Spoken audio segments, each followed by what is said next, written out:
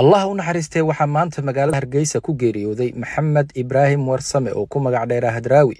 waa mid ka mid ah tiirarka fanka Soomaalida, waa abwaan ku caanbaxay curinta heesaha iyo gabayada. maxamed wuxuu ku dhashay magaalada madaxda gobolka Togdheer ee Burco sanadkii 1943.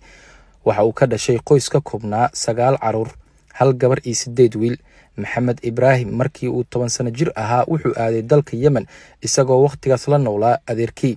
halkaas ayuu ka galay dugsi, iyadoo magaca uu ku caanbaxay ee Hadraawi uu halkaas uga baxay. markii ay Soomaaliya xornimada qaadatay, gobolada waqooyi koonfurna ay midoobeen, Hadraawi Yemen waa uu ka soo tagay isagoo dib ugu soo laabtay dalkiisa hooyo, gaar ahaan magaalada Muqdisho.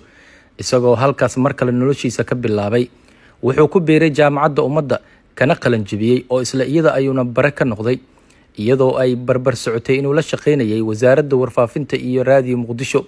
Hadraawi oo noqday gabyaa iyo heese curiye caan ka ah bulshada dhexdeeda, wuxuu ahaa nin aad uga soo horjeeday maamulkii militariga ahaa ee uu majara u hayay Jaalle Maxamed Siyaad Barre. heese iyo gabayo uu tiriyay darteed ayaa xabsiga loogu taxaabay, waxaana lagu xiray magaalada Qansax Dheere oo ah magaalo 90 kiiloomitir dhanka koonfur galbeed ka jirta magaalo madaxda gobolka Baay ee Baydhabo. wuxuuna xabsiga ku jiray 5 sano laga bilaabo 1973 ilaa 1978. Hadraawi markii uu xabsiga ka soo baxay wuxuu ka mid noqday maamulka Akademiyadda Cilmiga Fanka iyo Suugaanta. xilliyadii bilowga burburka iyo dagaalada sokeeye, Hadraawi wuxuu aaday dalka Ingiriiska isagoo kadib safaro ku soo maray inta badan wadamada Yurub iyo Mareykanka, wuxuuna ka qayb galay xaflado faneed lagu dhigay wadamadaas. 1999 ayuu Hadraawi ku laabtay magaalada Hargeysa. Hadraawi gabayadiisana waxaa ka mid ah Gudgude, Daalaley, Daba Huwan oo ah gabay aad u dheer kana kooban ilaa 803 tuduc ama page, silsiladii Sinlay oo qayb ka ahaa iyo kuwo kale oo badan.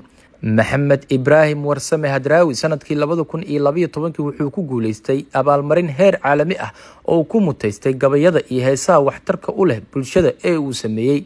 Maxamed Hadraawi oo muddooyinkii u dambeeyay ku noolaa magaalada Burco oo sanadihii u dambeeyayna uu halkaas ku xanuunsanaa, ayaa maanta oo taariikhdu ay ku beegan tahay 18 Agost 2022 waxa uu ku geeriyooday magaalada Hargeysa isagoo jira da'da 99 sano. allah u naxariisto abwaan Maxamed Ibraahim Warsame Hadraawi. inna lillahi wa inna ilayhi raaji'uun.